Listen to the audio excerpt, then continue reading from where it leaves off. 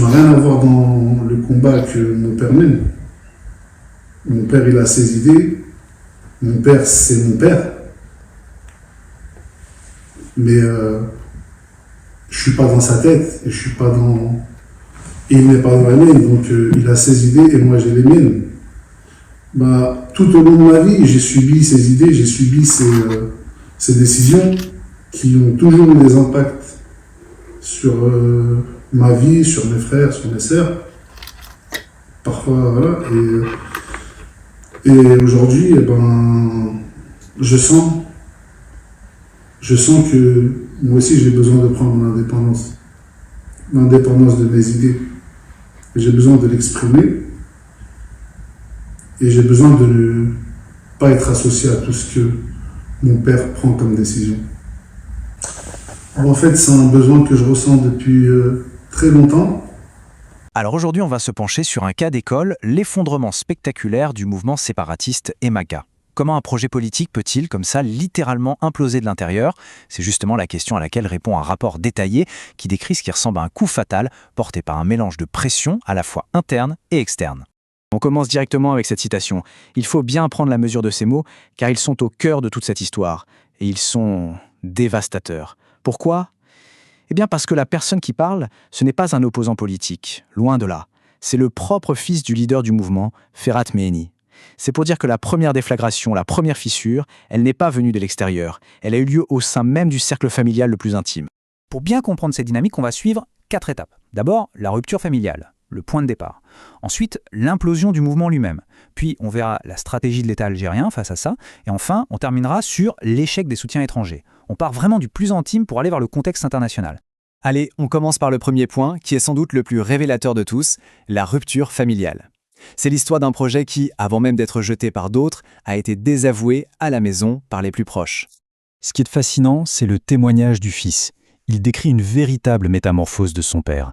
Il se souvient d'un homme qui était fier de son identité amazigh, bien sûr, mais aussi de son appartenance arabe. Bref, de toutes les facettes de l'identité algérienne. Et puis, d'un coup, après des années à l'étranger, cette idée de séparation surgit. Une idée que le fils, lui, lie sans détour à des intérêts matériels et à des influences extérieures. Et les points qu'il soulève sont sans équivoque. Le fils explique très simplement « Je ne me suis jamais senti différent des autres Algériens ». Il raconte avoir grandi avec des amis de partout. Que cette idée de séparation, ça n'a jamais, mais alors jamais fait partie de son éducation. Il va même plus loin en qualifiant les idées de son père de souffrance pour la famille.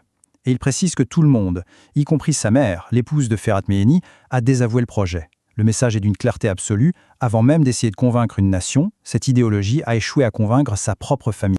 Bon, maintenant qu'on a posé le cadre familial, passons à l'organisation. Parce que cette première fissure, ce n'était en fait que le début du tremblement de terre. C'est toute la structure du MAC qui a commencé à se désagréger de l'intérieur. Et là, on parle d'un véritable exode, une vague de défections massive. Et pas n'importe qui, d'anciens hauts responsables, des gens qui étaient présentés comme des ministres de ce gouvernement autoproclamé, eh bien ils quittent le navire, ils rentrent en Algérie. C'est une hémorragie de cadres qui a littéralement vidé l'organisation de sa substance. Mais alors pourquoi sont-ils partis? Eh bien, leurs témoignages, tels que cités dans le rapport, sont accablants. Ils décrivent des relations pour le moins troubles avec des puissances étrangères, un contrôle direct exercé par le Maroc et même des tentatives de recrutement pour des entraînements militaires. En fait, pour beaucoup, le déclic, ça a été de comprendre que leur engagement servait en réalité des intérêts qui étaient hostiles à leur propre pays, l'Algérie.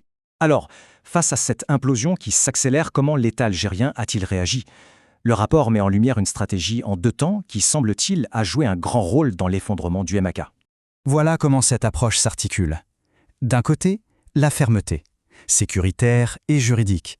On démantèle les réseaux, on poursuit les instigateurs. Et de l'autre, une politique de la main tendue, une porte de sortie, avec une amnistie pour tous ceux qui voulaient volontairement quitter le mouvement. C'est un peu la stratégie du bâton et de la carotte, si on veut. La pression, mais avec une issue de secours. Et c'est une approche que le rapport qualifie d'intelligente. Pourquoi? Parce qu'en offrant cette porte de sortie, l'État a complètement court-circuité le discours de victimisation que le MAK essayait de construire. Ça a permis de faire une distinction très nette entre les leaders radicaux, le noyau dur, et les simples suiveurs, qui s'étaient peut-être juste laissés entraîner. Allez, on prend un peu de hauteur maintenant pour regarder la dimension internationale. C'est clair que le mouvement comptait énormément sur des soutiens extérieurs. Mais ce pari, eh bien, il s'est avéré être un échec cuisant. Dans les différents témoignages, il y a 2 pays qui reviennent très souvent comme étant les soutiens directs ou indirects du mouvement. Il s'agit de la France et du Maroc. Et c'est là que le château de cartes s'écroule, y compris sur la scène internationale. Parce qu'avec son implosion, les défections en série, les révélations embarrassantes, le MAC est devenu un projet totalement discrédité. Pour ses soutiens étrangers, c'était devenu un actif toxique, un investissement raté, complètement inefficace pour exercer la moindre pression sur l'Algérie. La conclusion, du coup, elle est sans appel. Le mouvement a perdu toute pertinence, tout élan. Et au niveau international, le message est on ne peut plus clair. Le projet séparatiste du MAK est maintenant vu comme un dossier clos. Et voilà, on boucle la boucle. On revient à notre point de départ. L'effondrement a commencé au cœur même du foyer. Ce qui nous laisse avec une question fondamentale qui va bien au-delà de ce cas précis. Un projet politique, quel qu'il soit, peut-il vraiment survivre quand il perd le soutien de sa propre famille ? C'est sur cette question qu'on va se quitter. Merci d'avoir suivi cette analyse.